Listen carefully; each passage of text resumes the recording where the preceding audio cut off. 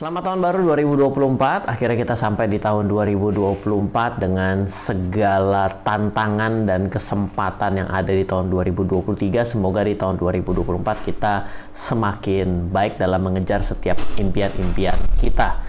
Nah, di video tanggal 1 Januari 2024 ini masih bersama saya Ryan Filbert dan juga RF Channel. Kita akan ngobrol santai, tidak begitu sulit tema pada hari ini untuk mengawali tahun 2024 dengan satu kata kunci adalah perlukah saya titik. Nah, saya coba untuk membreakdown dalam 5 ide resolusi keuangan, di mana ide ini adalah dari pertanyaan-pertanyaan yang masuk, maka saya buat menjadi 5 ide dalam resolusi keuangan tahun 2024 yang akan kita coba bahas santai untuk mengawali tahun 2024 ini. Masih bersama saya Forex IMF, di mana Forex IMF adalah salah satu pialang berjangka terdaftar di AOSI Bapepti di Indonesia, dan Forex IMF juga mendapatkan akreditasi A triple plus dari Bapepti.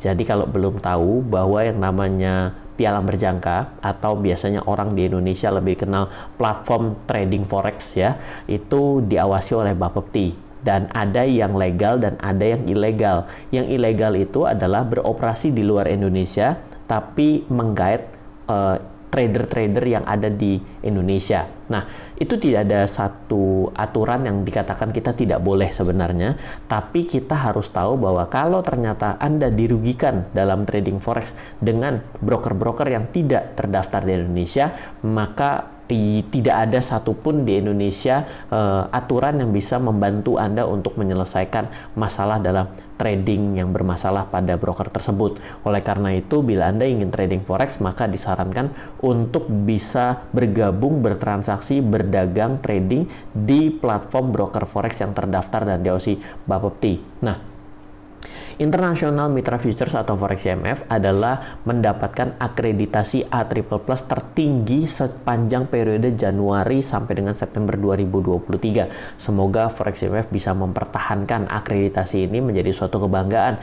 Saya bisa menjadi bagian dari Forex IMF karena Forex IMF adalah pemilik ranking skor tertinggi dari akreditasi yang dirilis oleh Bapepti sampai dengan saat video ini saya buat. Oke, kita akan mulai saja resolusi keuangan, 5 ide resolusi keuangan tahun 2024.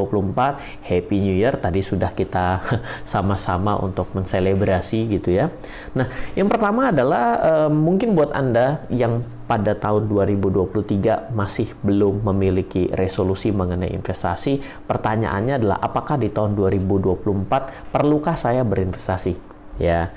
Menurut saya jawabannya adalah perlu. Pasti orang berpikir, wah kalau yang namanya investasi itu berarti karena masalah uang makanya ditunda ya. Lalu mungkin punya alasan-alasan lain, tidak ngerti. Biasanya ada 2 top 2 lah, tidak punya duit dan tidak ngerti gitu. Nah, kalau dari saya jawaban perlunya adalah kenapa? Karena bila kita tidak memulai investasi keuangan, maka mindset kita akan terus konsumtif terhadap keuangan. Ketika kita terima uang, kita akan selalu berpikir bagaimana uang ini dihabiskan dan dibelanjakan. Ya, termasuk untuk kebutuhan yang disebut pokok pun sebenarnya itu sebenarnya bagian dari yang namanya konsumtif sebenarnya. Karena tindakan-tindakan itu adalah selalu mengeluarkan uang daripada memasukkan uang kembali ke kantong. Investasi itu biasanya dalam jangka panjang akan membuat uang masuk ke kantong, bukan keluar dari kantong kita. Nah, ada satu yang menarik di sini adalah masalah klasik ya. Ini adalah satu tulisan, aduh sayang sekali ini tidak dirilis ya, diberikan sumbernya. Ini adalah dari salah satu repositori dari UGM. Dinyatakan bahwa kenaikan upah itu tidak disertai dengan keproduktivitasan pekerjaan yang dilakukan oleh para pekerja. Tapi upahnya naik, tapi produktivitasnya melandai. Nah, hal ini kenapa? Karena biasanya ketika kita mengenal yang namanya keuangan, lalu uang itu bisa kita investasikan, sampai berakhir uang bekerja untuk kita, itu membuat kita bisa meningkatkan produktivitas dalam pekerjaan kita. Kenapa? Karena cara kita berpikir mengenai uang berbeda. Ya, kalau misalnya orang setiap hari itu adalah berpikir adalah selalu begini, biasanya polanya ya, yaitu adalah ketika uang masuk, maka uang akan dipakai terlebih dahulu. Berakhir dengan kalau ada sisa baru ditabung. Biasanya tidak ada. Dan ini membuat orang itu mulai bersungut-sungut. Dan membuat orang pada akhirnya uangnya kurang sebelum hari akhir gajian. Yang terjadi apa di sini? Biasanya adalah kerjanya jadi nggak beres. Makanya kenapa produktivitasnya selalu melandai. Tapi juga kenapa walaupun gaji ditingkatkan seperti apapun, tidak membuat produktivitasnya bertambah. Dan akhirnya apa? Digantikan dengan mesin. Akhirnya apa? Digantikan dengan kecerdasan buatan. Akhirnya apa? Digantikan dengan tenaga kerja yang tempat lain. Atau ternyata pabriknya pindah ke negara lain. Akhirnya kita ya kehilangan pekerjaan kita juga. Makanya saya perlu sekali untuk sharing bahwa resolusi di tahun 2024, ide saya yang pertama adalah, perlukah saya berinvestasi? Jawabannya adalah perlu. Bukan karena pengetahuannya, bukan karena mengenai jumlah uangnya, tapi adalah kebiasaannya yang jauh lebih penting. Perlukah saya menjaga kesehatan tubuh? Jawabannya adalah perlu. Bukan karena saya bicara mengenai harus makan makanan yang mahal, tapi adalah kebiasaan untuk mulai berpikir bahwa kesehatan tubuh adalah sesuatu yang penting, seperti itu. Nah, yang kedua, top 2 ya. Perlukah saya punya rumah? Nah, ini selalu ya. Saya kemarin minggu lalu sebelum pergantian tahun, saya ada makan siang dengan salah satu tim saya, mantan tim saya, dan dia juga punya masalah yang sama, adalah perlu sekali untuk memiliki rumah, karena kalau tidak memiliki rumah maka tidak boleh menikah. Jadi calon pacarnya itu punya requirement seperti ini. Ini menurut saya ya, tapi ini pasti debatable. Rumah itu adalah tergantung perlu dan tidak, selama kita itu mampu dan memiliki dengan cara yang benar. Ini penting nih, memiliki dengan cara yang benar. Jadi menurut saya, sesuatu yang dimiliki dengan cara yang salah akan berakhir dengan mengenaskan. Bisa jadi kehilangan barangnya, udah hilang barangnya, masih ngutang pula. Biasanya itu yang paling parah. Jadi, berbicara mengenai punya rumah, saya juga pernah punya pemikiran untuk menghalalkan segala cara untuk bisa memiliki properti. Ya, dan lebih repotnya lagi adalah properti bukan untuk tujuan investasi, tapi untuk ditinggali. Ketika kita bilang, loh kalau saya beli rumah atau harganya kan juga naik, itu adalah part of property. Betul, tapi kita tidak pernah merasakan kenaikan harga rumah tersebut. Kenapa? Yang namanya rumah, untuk merasakan kenaikan harga rumahnya harus dijual lagi. Setelah dijual lagi, mau tinggal di mana? Biasanya penuh dengan masalah ketika kita mau berpindah dari satu rumah ke tempat lain. Kalau rumahnya makin hari makin besar, pasti oke. Tapi kalau berpindah dari rumah yang besar berubah menjadi yang kecil, biasanya itu pengorbanannya besar luar biasa. Jadi, saya mau cerita begini. Lihat di sisi kanan, itu ada sebuah tabel angsuran, ya, di mana tabel angsuran ini ternyata untuk ada suatu kelayakan sebenarnya, yaitu dengan kita mau cicil 250 juta dengan bunga pinjaman 9,5%, maka sebenarnya kita baru disebut layak adalah 120 bulan. Artinya 10 tahun. 10 tahun, 120 bulan. Artinya kalau Anda memulai di tahun 2024, 2034 baru lunas. Masalah yang pertama adalah 2034. Take notes buat hal ini. Yang kedua ya, biasanya juga tidak nyampe juga, walaupun sudah 120 bulan tidak nyampe. Dimundurin jadi mungkin 180 bulan, 15 tahun. Berarti kalau dimulai 2024, 2039 baru lunas. Ya, sedangkan 15 tahun banyak hal yang bisa terjadi dalam 15 tahun terakhir. Betul? Coba diingat-ingat. Sebelum 2024 dipotong 15 tahun itu ada peristiwa apa saja dalam hidup Anda? Banyak sekali, bukan? Dan berapa banyak kesempatan akibat Anda sudah memiliki hutang piutang terlewat. Kenapa? Karena orang mau pindah kerja dan lain sebagainya, biasanya jadi banyak pertimbangan kalau begitu banyak tuntutan hidupnya. Ya, banyak tanggungan hidupnya. Jadi ketika kita memborgol diri untuk membeli tidak dengan tunai, memang agak tidak common ya kalau kita bicara mengenai membeli properti tunai, dan bukan saya sarankan itu juga. Tapi pertama adalah pertimbangan mengenai waktu, yang kedua adalah kadang-kadang orang sudah tidak sanggup tapi disanggup-sanggupin. Nah, inilah masuk dengan sesuatu yang dimiliki dengan cara yang disanggup-sanggupin, maka akan berakhir dengan ketidaksanggupan biasanya. Jadi kita mesti hati-hati di poin ini ya. Kalau nanti Anda punya anak dan mencanangkan bahwa memiliki rumah adalah salah satu persyaratan untuk menikah, maka yang menikahi dengan segala cara akan membeli properti demi menikahi anak Anda, maka sebenarnya sedang menjerumuskan diri kedua orang anak muda ini untuk bisa terjebak masalah di kemudian hari. Menurut saya itu bukan suatu hal yang menjadi solusi. Lebih baik ya adalah sadar bahwa bagaimana untuk merencanakan masa depan bersama-sama, bukan berbicara mengenai punya tempat tinggal sendiri. Ini penting sekali ya. Ini semoga sharing ini juga bagus ya. Kenapa di Forex CMF saya boleh membahas hal yang begitu lebar? Karena apa? Karena banyak orang ketika tidak bisa membedakan instrumen, dia tidak tahu apa beda trading forex dengan trading yang lainnya. Biasanya diakibatkan karena pengetahuan hal yang lainnya juga jelek. Sehingga datang trading forex rugi besar. Akhirnya koar-koar. Nah, gak ada guna juga kan? Bukan akhirnya untung. Setiap broker yang menjadi perantara pasti ingin menservis kliennya dengan baik. Jadi kalau misalnya terjadi seperti ini kan justru malah merugikan industri. Makanya kenapa kita membahas dengan sedikit lebih lebar di RF Channel terkait dengan edukasi mengenai forex itu sendiri, bukan langsung direct kepada forexnya. Nah, yang ketiga, perlukah saya belajar trading? Nah, jawaban saya tergantung. Kenapa? Karena tidak semua orang sebenarnya cocok dalam berdagang atau trading. Tapi semua orang adalah investor dalam hidupnya. Sekolah, menikah, itulah part of investment tanpa disadari. Ada unsur apa? Ada unsur belajar, ada unsur waktu, ada unsur uang di sana. Jadi tidak semua orang itu bisa mengambil peluang dalam keadaan harga murah, jual mahal, harga mahal, jual lebih mahal. Itu memang sense of traders. Jadi pedagang itu sebenarnya pedagang yang ada di, misalnya kalau di Jakarta misalnya pedagang di Mangga 2, pedagang di Pasar Tanah Abang. Apakah semua orang bisa berdagang seperti itu? Tidak. Ya, memang karena itulah dalam berdagang itu perlu yang namanya pengetahuan lebih. Misalnya ya, pengetahuan mengenai harga udah pasti. Kedua adalah historis harga dong. Harga saat ini dengan historisnya dibandingkan. Yang ketiga adalah toolsnya apa. Ada orang based on feeling. Tapi bukan based on feeling juga. Kalau orang yang dagang ada di Tanah Abang, emang dia pakai grafik? Enggak. Tapi kenapa dia bisa berdagang terus-menerus? Karena pengalaman dia sudah panjang. Dan apakah dia tidak pernah rugi? Pasti pernah rugi. Nah, banyak orang yang pergi datang untuk trading saham, trading forex, trading kripto. Dia itu sebenarnya tidak siap untuk berdagang dalam hidupnya.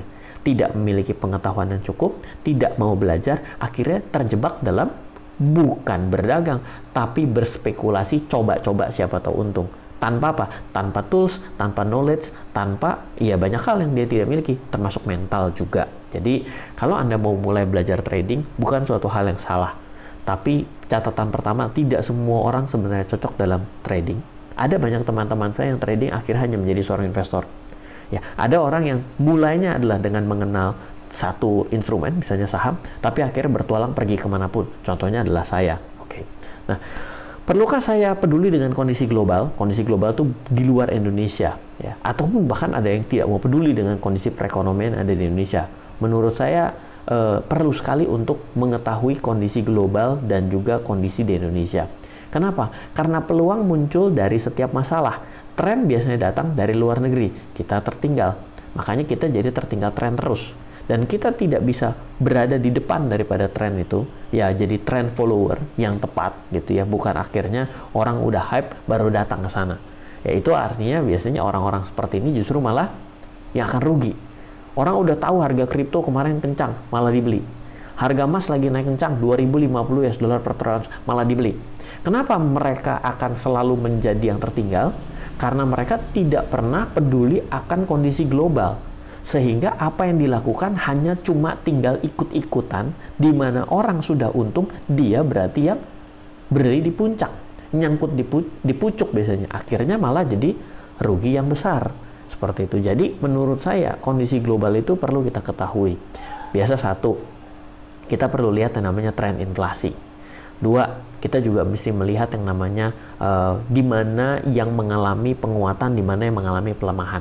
Loh, bagaimana saya tahu yang namanya di mana mengalami pelemahan dan penguatan? Gampang, kita mesti bisa baca ya. Misalnya, oh ternyata ada nilai mata uang yang menguat. Tahun 2023 mata uang menguat yang mana ya? Yang cenderungannya melemah dibandingkan yang lain yang mana ya? Yang mana yang hutangnya bertambah ya? Yang mana yang mengalami defisit secara anggaran ya? Ini sebenarnya ada, selalu ada di setiap portal-portal berita. Pertanyaannya apakah kita skip hal-hal seperti itu, tapi kita hanya melihat hal yang sifatnya gosip dan lain sebagainya. Jadi hal seperti ini kita dengan membaca lebih sering akan membuat referensi di kepala kita jadi lebih bagus. Dan ya kalau mau lebih bagus lagi ya, cobalah untuk traveling ke tempat-tempat yang memang, iya jangan tempat yang jalur Gaza, bukan itu, tapi adalah kita traveling ke daerah, kota baru, suatu daerah ataupun negara baru yang kita tidak pernah datengin, maka kita bisa melihat. Atau kita pergi ke negara tetangga lah, kita pergi ke Malaysia, kita pergi ke Singapura, kita pergi ke Thailand, kita pergi ke Vietnam, itu kan kita bisa melihat, oh ternyata di negara seperti ini, di negara kita belum ada, oh di negara kita sudah duluan, akhirnya kita jadi lebih punya pengetahuan. Maka ini bagian dari mengetahui kondisi global sebenarnya. Nah ini dia, poin yang kelima adalah, apakah dalam resolusi tahun 2024 saya perlu untuk kerja lebih banyak? Kerja lebih banyak itu artinya karena kita tahu penghasilan kita kalau cuma satu kita kurang, maka kita perlu kerja double agar kita mendapatkan penghasilannya ganda. Jawaban saya juga kembali tergantung kalau bicara mengenai kerja lebih banyak. Kenapa? Kerja lebih banyak, risiko lebih banyak. Saya terima kerjaan satu, risikonya satu. Saya terima risiko kerjaan dua, maka risikonya menjadi dua. Dan waktu kita juga akan habis untuk dua hal. Kalau kita terima kerjaan tiga, maka waktu kita akan dibagi untuk menjadi tiga hal. Pemikiran kita. Dan pemikiran kita berarti akan menyebabkan kita juga akan lebih capek. Ketika kita capek, bisa jadi kita justru malah sakit. Akhirnya bukan dapat uang lebih banyak, malah keluar uang lebih banyak. Kerja lebih banyak, resiko lebih banyak. Fokusnya untuk memperbesar pendapatan pasif, bukan pendapatan aktif. Kalau saya pribadi, dalam pengalaman hidup saya, membangun aktif income buat saya tidak sulit. Kenapa? Karena ketika cuma bicara masalah seberapa rajin saya mau melakukan, seberapa keras saya melakukan, maka saya akan mendapatkan lebih banyak. Pendapatan pasif, saya mau lebih keras melakukan, kadang-kadang malah gagal. Kenapa? Karena yang namanya passive income itu contohnya dividen. Nggak gampang juga loh untuk membangun dividen income. Atau interest. Interest kan kemarin sempat turun, ya. Akhirnya kita nggak ngapa-ngapain aja, pendapatan pasif kita dari bunga bank turun. Ya. Lalu habis itu rental. Punya nggak sesuatu yang direntalkan? Misalnya lah properti, ya kos-kosan seperti itu, royalty income. Ya, jadi kalau saya dari semua ini profit udah pasti karena punya bisnis, interest income saya ada, dividend income saya punya, rental income saya ada, capital gains income of course kalau kita jual beli ini mungkin bagian dari aktif pasif ya karena trading ya. Royalty income, yes saya punya, saya penulis buku saya ada banyak, ada 22 judul, 23 judul. Lalu earn income ya. Jadi kalau dari semua ini saya sudah mencoba untuk membalancing antara aktif income saya dengan pasif income saya. Dan once ketika pasif income Anda jauh lebih besar daripada pendapatan aktif Anda, berarti Anda bisa hidup tanpa bekerja sebenarnya gitu ya. Akhirnya ya bisa retire rich lah. Jangan bicara rich lah, tapi menjadi cukup untuk kehidupan sehari-hari. Wealth lebih baik daripada rich menurut saya pribadi. So, semoga di 5 ini membuat Anda sadar bahwa pertama, kita perlu untuk memiliki sebuah resolusi baru. Kenapa? Karena bila kita melewati hari tanpa sebuah rencana, maka kita akan lebih banyak kesia-siaan dalam hidup kita. Dan akhirnya 1 tahun berlalu. Ya, jadi itu menjadi sesuatu yang penting. Yang kedua adalah aspek sadar mengenai keuangan itu suatu hal yang penting dalam hidup kita.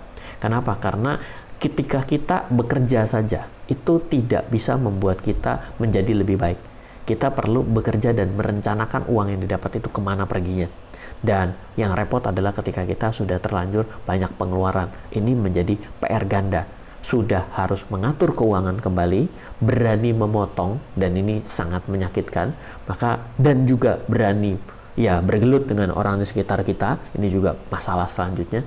Tapi tetap saja bila kita terus tidak mencoba untuk mengupayakan perubahan, maka kita akan dipaksa berubah akibat ketidakmampuan kita.